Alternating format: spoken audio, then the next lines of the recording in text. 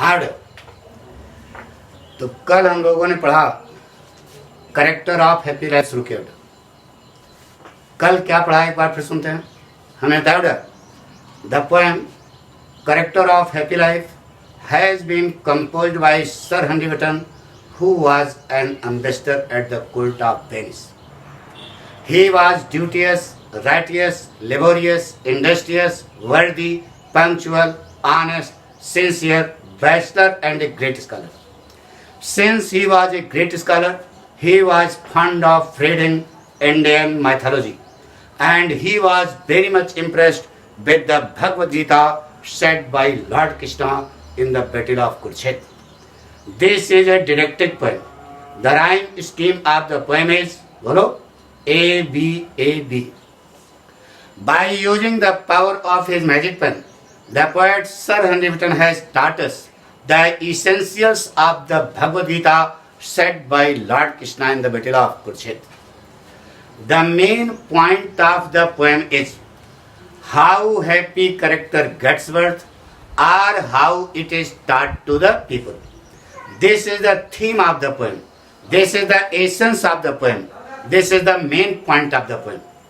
So according to the poet Sir Henry Wotton, the man who is not bound to obey the order of others is a really happy man. It means a really happy man can never be a ghulam. A really happy man can never be a slave. A really happy man can never be tied with the chain of slavery. He is like a free bird flying above in the sky. He can never be caged. It means a really happy man always does his work as per his own desire. In the opinion of the poet Sir Henry Wotton, the man whose armor is his honest thought is a really happy man. It means the man who has no katta and banduk for his personal safety, but honesty is a really happy man. A really happy man always does his work with honesty. He worships honesty. In his eyes, honesty is God and God is honesty.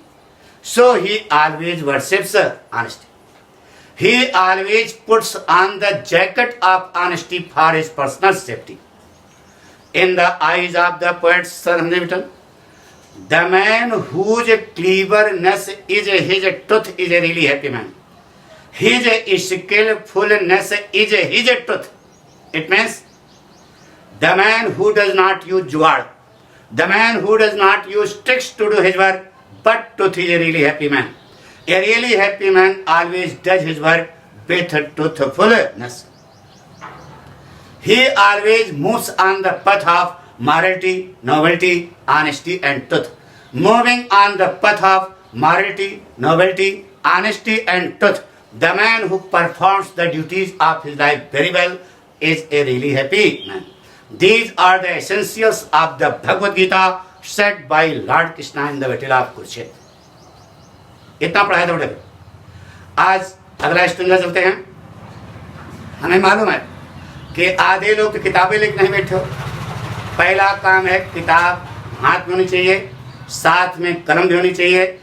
जो कुछ कठिन शब्द हैं उसी पर लिखे जाओ। और इतना ध्यान रखना कि पाठक को सुनोगे तो अंग्रेजी बोलना भी आपको आ जाएगा। ग्रामर तो हम पढ़ा रहे हैं, सुबह वाले बैच पढ़ा होगा, तो एक एक पॉइंट जब क्लियर करके चलोगे तो बेस जो है क्लियर होता है बेटा, तब बिल्डिंग जो है जोरदार बनती है। तो दूसरा स्टैंड है बेटा, whose passions not his masters are, whose soul is still prepared for death, untie unto the world with care of princely love or vulgar breath. यही है बेटा। किताब देखो, अपनी जादुई कलम की ताकत के माध्यम से सर हेनरी बटन ने हम पाठकों को इस पाठ में गीता सार सिखाया।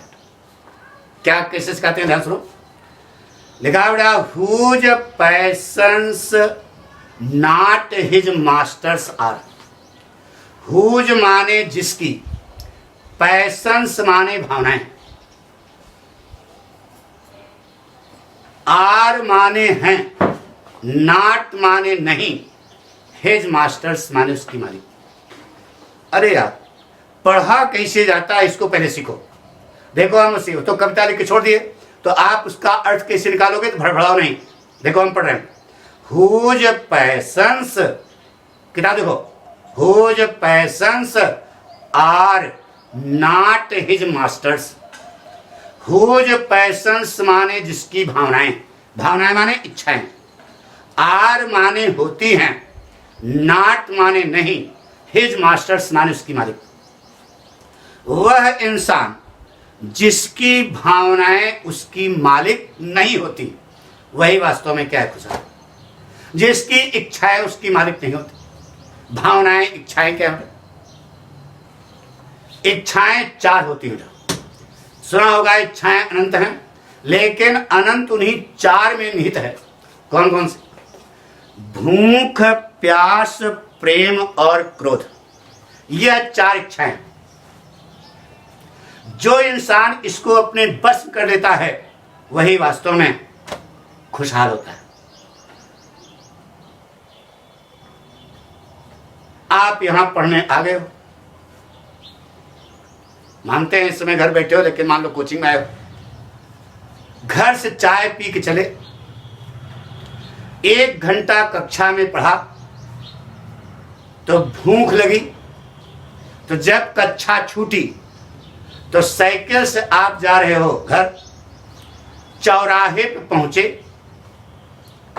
तो चाट महकी। क्या महकी? चाट। तो चाट की ठेलिया के बगल में साइकिल टन्नस खड़ी किया और कहा जरा एक पत्ता देना भाई। तो एक पत्ता चाट उसने आपको पकड़ा दिया, आप चाट चाट गए, यानी चाट खा गए, चाट चाट गए, पत्ता फेंका। अब पैसा देने की बारी आई, तो संजोग से उस दिन पापा वाला बुशर्ट पहन करके चले आए थे, तब हाथ इधर उधर मार रहे हैं, पैसा उसमें था ही नहीं, पापा ने सामयिक खाली कर दिया था। तो अभी चाट चाटा, तो अब चाटा चाटो। तो जब चाटा चाटोगे यानी चाटा खाओगे, तो बताइए खुश रहोगे? नहीं रहो, दुखी हो। लेकिन उस भूख को अगर आप अपने बस में रखते, तो बताइए चाटा खाना पड़ता है ना? तो भूख को अपने बस में रखते। रास्ता पकड़े जा रहे हो साइकिल से, रास्ते में कोई बढ़िया चीज दिखाई दी, समझ रहे हो हम क्या करें? अब 16 साल के हो गए हो, सबको मालूम है। रास्ते में कोई बढ़िया चीज दिखाई दी और आपने देख करके चौकस सीटी मारा, तो कभी कभी परिणाम यह होता है कि चौराहे पर सैंडल से गाल में गड्ढा बना दिया जाता है, अमरीश पुरी बना दिए जाते हैं मार मार के। अगर इस इच्छा को, सीटी मारने की इच्छा को आप अपने बस में रखते, तो बताइए सैंडल से गाल में गड्ढा होता नहीं ना?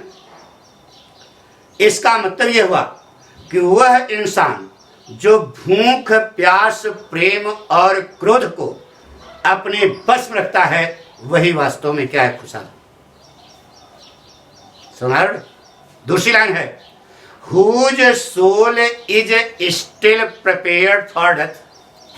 whose soul, जिसकी आत्मा, इज माने होती है, स्टिल माने सदैव, प्रिपेयर माने तैयार, फॉर डेथ माने मौत के लिए, जिसकी आत्मा मौत के लिए हमेशा तैयार है।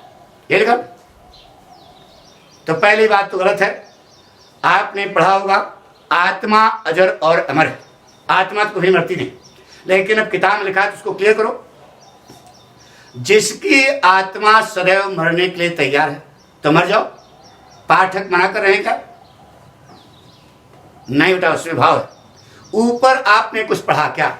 सच्चाई और ईमानदारी। जो इंसान सच्चाई और ईमानदारी की सुरक्षा के लिए मर मिटने को तैयार है, वही वास्तव में क्या है? खुशहाल। एक फिल्म हमने देखी थी, मूवी देखी थी, उसमें अनुपम खेर एक अध्यापक है, सीधे साधे हैं, बहुत सरल। रात का समय है, शाम का समय है, वह पुल पर एक मर्डर सीन देखते हैं।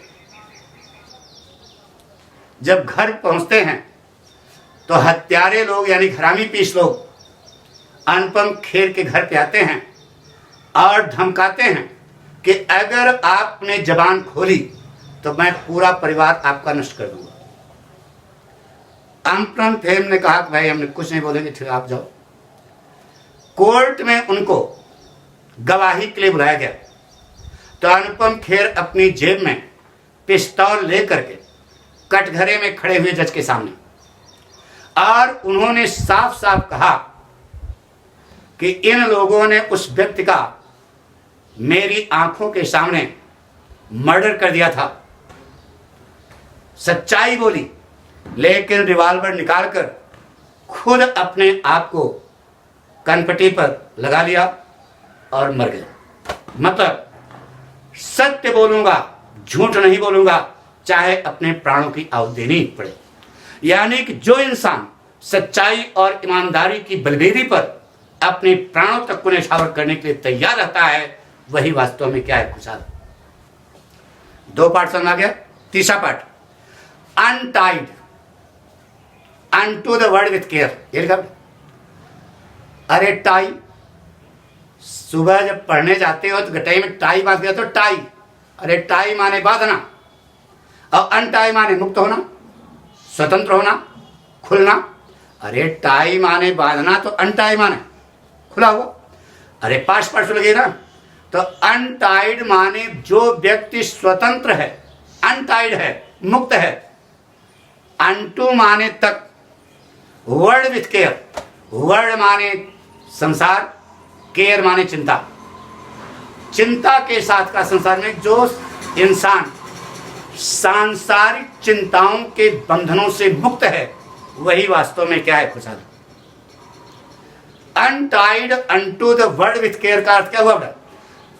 अनटाइड है, स्वतंत्र है, मुक्त है सांसारिक चिंताओं से। वर्ड विथ केयर, केयर माने चिंता, वर्ड माने संसार। सांसारिक चिंताओं के माया जाल से क्या है, मुक्त है, वही वास्तव में क्या है, खुशहाल। अब लड़का जानना चाहे गुरु ये सांसारिक माया जाल क्या है? मोह माया, दिस इज कॉल्ड सांसारिक माया जाल। समझाते हैं। पाठक 50 साल के हो गए, सरकारी नौकरी नहीं मिली, बीएड वगैरह सब हैं, एमए भी किए हैं भाई, अब पीएचडी तो नहीं किए।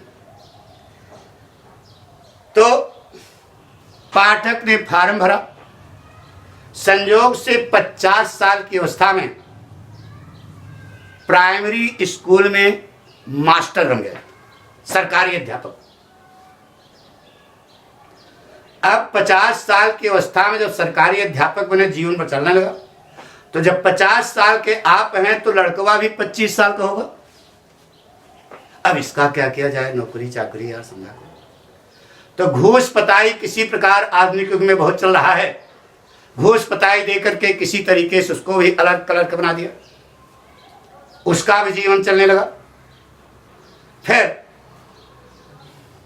अब 25 साल का लड़कवा है तो नाती भी जो है 2-1 साल का हो जाएगा, धीरे धीरे वह बढ़ाओ। अब 60 साल तक पहुंचे, तब तक इन नाती का क्या कहे, भगवान तुम ही को इस संसार में सब कुछ देखना है, भैरव घाट नहीं जाना है। यानी कि माया जाल है। वह इंसान जो सांसारिक चिंताओं के बंधनों से मुक्त होता है, वही वास्तव में खुशहाल।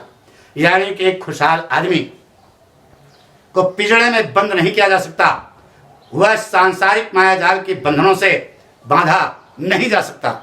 वह आकाश में उड़ते हुए पक्षी की तरह स्वतंत्र होता है, उसे बच्चों को भी पिंजड़े में बंद नहीं किया जा सकता। फिर किताब देखो, पढ़ने का तरीका सीखो। अनटाइड मिला, नीचे जाओ। Untied of princely love. Untied माने जो मुक्त है, स्वतंत्र है। ऑफ माने से, प्रिंसली माने राजकीय, लव माने प्रेम। वह इंसान जो राजा की तरह का प्रेम पाने से भी क्या है, मुक्त है। यानी कि वह इंसान जो राजा की तरह का प्रेम पाना नहीं चाहता, वही वास्तव में क्या है, खुशहाल। अब राजा की तरह का प्रेम कहां मिलता है? एक जगह मिलता है, जमाई राजा, सुने होगा नहीं? एक महोदय पहली बार अपनी ससुराल गए तो राजा की तरह उनका स्वागत किया गया, बड़ा सम्मान दुनिया। 10 दिन बाद फिर पहुंचे तो ससुर ने देखा तो कहा फिर पहुंच गए, ठीक है खाना पीना दे दो। सम्मान थोड़ा घटा और 1 महीने बाद फिर पहुंचे ससुराल तो ससुर ने जमाई राजा से कहा कि बेटा गैस जो है खत्म हो गई है, ऐसा करो साइकिल पे गैस पीछे लाद लो और जाओ उसे भरा लो। बताइए सम्मान गिरा कि नहीं? तो अगर राजा की तरह का सम्मान पाने के लिए आप लालायित हैं तो बताइए उस समय आप दुखी होंगे कि नहीं? मतलब वह इंसान जो राजा की तरह का सम्मान पाने के लिए लालायित नहीं रहता, वही वास्तव में क्या है, खुशहाल। फिर किताब देखो, तो untied of princely love clear हो गया ना। फिर किताब देखो, अनटाइड मिला, ऑफ मिला, अंतिम लाइन का पहला वर्ड देखो of. Untied of vulgar breath. Vulgar माने होता है बेटा common people of the society, समाज के सामान्य वर्ग के लोग। अब ब्रीथ माने सांस लेना, समाज के सामान्य वर्ग के लोग क्या सांसें ले रहे हैं, इसका मतलब क्या हो? सांस तो सभी लेता है, क्लियर करो। ध्यान सुनो, पाठक एक जब कोई बात करते हो तो सांस निकलती है ना, बिना सांस निकले आवाज आती नहीं। तो पाठक एक सज्जन आदमी, लेकिन समाज के लोग आपस में बतिया रहे हैं किसके बारे में? पाठक के बारे में। पाठक हुआ बहुत हरामी पीस है। तो पाठक अगर उनकी बात पर ध्यान दें तो बताइए पाठक खुश रहेंगे? मतलब क्या हुआ? वह इंसान जो यह नहीं जानने की कोशिश करता कि समाज के सामान्य वर्ग के लोग उसके बारे में क्या खुसुर फुसुर कर रहे हैं, क्या बातें कर रहे हैं, क्या आलोचना कर रहे हैं, क्या सांसें निकाल रहे हैं, वही वास्तव में क्या है, खुशहाल। यानी कि एक खुशहाल आदमी के पास समय ही नहीं होता यह पता करने के लिए कि समाज के लोग उसकी क्या आलोचना कर रहे हैं। यह सब क्या है, गीता सार है, ठीक है। तो अब हम आपको बताने जा रहे हैं, वह हिंदी बोलने जा रहे हैं पूरे स्टैंजा की, और उसके बाद उसी की अंग्रेजी बोलेंगे। ध्यान सुनो बेटा, शुरू करें। अपनी जादुई कलम की ताकत के माध्यम से सर हेनरी बटन ने हम पाठकों को गीता सार सिखाया। कवि के अनुसार वह इंसान जिसकी इच्छाएं उसकी मालिक नहीं होती, वही वास्तव में क्या है, खुशहाल। एक खुशहाल, इसका मतलब एक खुशहाल आदमी अपनी इच्छाओं का खुद मालिक होता है, वह अपनी इच्छाओं का कंट्रोलर होता है, वह अपनी इच्छाओं का कमांडर होता है। इच्छाएं क्या हैं? भूख, प्यास, प्रेम और क्रोध। मतलब वह इंसान जो भूख, प्यास, प्रेम और क्रोध को अपने बस में रखता है, वही वास्तव में क्या है, खुशहाल। आगे बताया बेटा, कवि के विचार में वह इंसान जो सच्चाई और ईमानदारी की सुरक्षा के लिए मर मिटने को तैयार है, वही वास्तव में क्या है, खुशहाल है। अनुपम खेर की तरह वह इंसान जो सच्चाई और ईमानदारी की बलवेदी पर अपने प्राणों तक को न्यौछावर करने के लिए तैयार है, वही वास्तव में क्या है? खुशहाल। कवि का कहना है कि वह इंसान जो सांसारिक माया जाल के बंधनों से मुक्त है, वही वास्तव में क्या है? खुशहाल। यानी कि एक खुशहाल आदमी को सांसारिक माया जाल के बंधनों से बाधा नहीं जा सकता। वह आकाश में उड़ते हुए पक्षी की तरह स्वतंत्र होता है, उसे बच्चों कभी पिंजड़े में बंद नहीं किया जा सकता। तो वह इंसान जो सांसारिक माया जाल के बंधनों से मुक्त है, वही वास्तव में क्या है? खुशहाल। एक खुशहाल आदमी को सांसारिक माया जाल के बंधनों से बाधा नहीं जा सकता।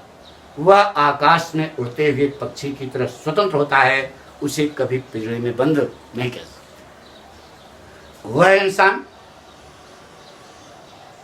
जो राजकीय सम्मान को पाने के लिए लालायित भी नहीं रहता, जो राजकीय प्रेम को पाने के लिए लालायित भी नहीं रहता, वही वास्तव में क्या है? खुशहाल। यानी कि खुशहाल आदमी राजकीय सम्मान को पाने का इच्छुक नहीं होता। अगला पाठ है बेटा कि वह इंसान जिसके पास समय ही नहीं होता यह पता करने के लिए कि समाज के लोग उसके बारे में क्या बातें कर रहे हैं, क्या आलोचना कर रहे हैं, क्या सांसें ले रहे हैं, क्या खुसर फुसर कर रहे हैं, जिसके पास यह भी समय नहीं होता, वही वास्तव में क्या है? खुशहाल है। यही गीता सार। तो शुरू करें, शुरू किया जाए। ध्यान सुनो। By using the power of his magic pen, the poet Sir Henry Wotton has taught us the essence of the Bhagavad Gita said by Lord Krishna in the Battle of Kurukshetra. So according to the poet Sir Henry Wotton, the man whose passions are not his masters is a really happy man. It means a really happy man himself is the master of his passions. He is the controller of his passions. He is the governor of his passions. It means the man who controls over his hunger, anger, love and trust is a really happy man. The man who commands over his hunger, anger, love and trust is a really happy man. The man who governs over his hunger, anger, love and trust is a really happy man. In the opinion of the poet Sir Henry Wotton, the man who is always ready to die, for the sake of honesty and truth is a really happy man. It means a really happy man is always ready to sacrifice his life, on the altar of honesty and truth. In the opinion of the poet Sir Henry Wotton, the man who is free from worldly worries, the man who is free from worldly worries is a really happy man. It means a really happy man can never be tied with the chain of worldly worries. He is like a free bird flying above in the sky. He can never be caged. In the eyes of the poet Sir Henry Wotton, the man who is free from princely honor, love and respect is a really happy man. A really happy man does not pine for princely honor and respect. A really happy man does not long for princely honor and respect. In the opinion of the poet Sir Henry Wotton, the man who is free from vulgar breath is a really happy man. It means a really happy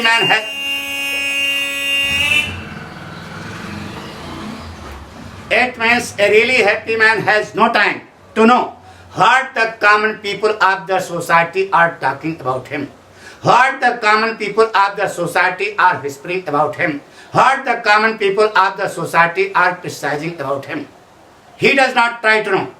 वह जानने की कोशिश नहीं करता. It means the man who does not try to understand what the common people of the society are talking about him is a really happy man. These are the essence of the Bhagavad Gita said by Lord Krishna in the Battle of Kurukshetra. उस समय एक बार फिर अपने जादुई कलम की ताकत के माध्यम से कवि ने इस पाठ में हम पाठकों को गीता सार सिखाया। कवि का कहना है कि वह इंसान जिसकी इच्छाएं उसकी मालिक नहीं होती वही वास्तव में क्या है, खुशहाल है। इसका मतलब एक खुशहाल आदमी अपनी भावनाओं का खुद मालिक होता है। इसका मतलब वह इंसान जो भूख, प्यास, प्रेम और क्रोध को अपने बस में रखता है वही वास्तव में क्या है, खुशहाल है। कवि का कहना है कि वह इंसान जो सच्चाई और ईमानदारी की सुरक्षा के लिए मर मिटने को तैयार है वही वास्तव में क्या है, खुशहाल है। एक खुशहाल आदमी सच्चाई और ईमानदारी की बलवेदी पर अपने प्राणों तक को न्यौछावर करने के लिए तैयार रहता है। कवि का कहना है कि वह इंसान जो सांसारिक माया जाल के बंधनों से मुक्त है वही वास्तव में खुशहाल है। एक खुशहाल आदमी को सामाजिक माया जाल के बंधनों से बाधा नहीं जा सकता। वह आकाश में उड़ते हुए पक्षी की तरह सुंदर होता है, उसे कभी पिंजड़े में बंद नहीं किया जा सकता। वह हमेशा अपनी मर्जी का क्या होता है, मालिक होता है। कवि के अनुसार वह इंसान जो राजा की तरह का सम्मान पाने के लिए लालायित नहीं रहता वही वास्तव में क्या है, खुशहाल है। एक खुशहाल आदमी राजा की तरह का सम्मान पाने का इच्छुक नहीं रहता। कवि का कहना है कि वह इंसान जिसके पास समय ही नहीं होता यह जानने के लिए कि समाज के लोग उसके बारे में क्या बातें कर रहे हैं, उसकी क्या आलोचना कर रहे हैं, उसके बारे में क्या खुसुर फुसुर कर रहे हैं, जो इंसान इससे भी मुक्त होता है वही वास्तव में क्या है, खुशहाल है। यही गीता सार। कुछ समय एक बार ध्यान सुनो। हमें आपको by using the power of his magic pen, the poet Sir Henry Wotton has taught us the essence of the Bhagavad Gita said by Lord Krishna in the battle of Kurukshetra. According to the poet Sir Henry Wotton, the man whose passions are not his masters is a really happy man. It means a really happy man himself is the master of his passions. He is the controller of his passions. He is the governor of his passions. He is the commander of his passions. It means the man who controls over his hunger, anger, love and trust is a really happy man. The man who commands over his hunger, anger, love and trust is a really happy man. The man who governs over his hunger, anger, love and trust is a really happy man. In the opinion of the poet Sir Henry Wotton, the man who is always ready to die for the sake of honesty and truth is a really happy man. It means a really happy man is always ready to sacrifice his life on the altar of honesty and truth. In the opinion of the poet Sir Henry Wotton, the man who is free from, who is untied, the man who is free from worldly worries is a really happy man. It means a really happy man can never be tied with the chain of worldly worries. He is like a free bird flying above in the sky. He can never be caged. उसे कभी पिंजरे में बंद नहीं किया जा सकता. In the opinion of the poet Sir Henry Wotton, the man who is free from princely love, honor and respect is a really happy man. It means a really happy man does not pine for, a really happy man does not long for princely honor and respect. In the eyes of the poet Sir Henry Wotton, the man who is free from vulgar breath is a really happy man. It means the man who does not try to understand what the common people of the society are talking about him, what the common people of the society are whispering about him, what the common people of the society are criticizing him. The man who does not try to understand is a really happy man. These are the essence of the Bhagavad Gita said by Lord Krishna in the battle of Kurukshetra. कुछ समझ एक बार फिर सुनो. हमने आपको बताया by using the power of his magic pen, the poet Sir Henry Wotton has taught us the essence of the Bhagavad Gita said by Lord Krishna in the battle of Kurukshetra. According to the poet Sir Henry Wotton, the man whose passions are not his masters is a really happy man. It means a really happy man himself is the master of his passions. He is the controller of his passions.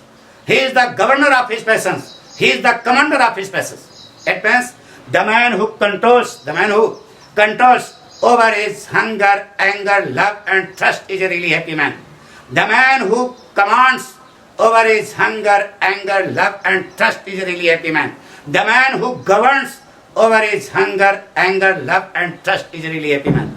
In the opinion of the poet Sir Henry Wotton, the man who is always ready to die for the sake of honesty and truth is a really happy man. Amresh Puri. It means a really happy man is always ready to sacrifice his life on the altar of honesty and truth. In the opinion of the poet Sir Henry Wotton, the man who is free from worldly worries is a really happy man. It means a really happy man can never be tied with the chain of worldly worries. He is like a free bird flying above in the sky. He can never be caged. According to the poet Sir Henry Wotton, the man who is free from princely honor, love and respect is a really happy man. It means a really happy man does not pine mane trasna. A really happy man does not long for princely honor, love and respect.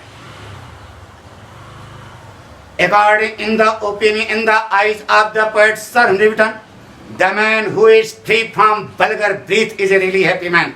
It means the man who does not try to understand, the man who does not try to know what the common people of the society are talking about him, what the common people of the society are whispering about him, what the common people of the society are criticizing about him, is a really happy man. These are the essence of the Bhagavad Gita said by Lord Krishna in the battle of Kurukshetra. बाकी आगे पढ़ाएंगे. Thank you.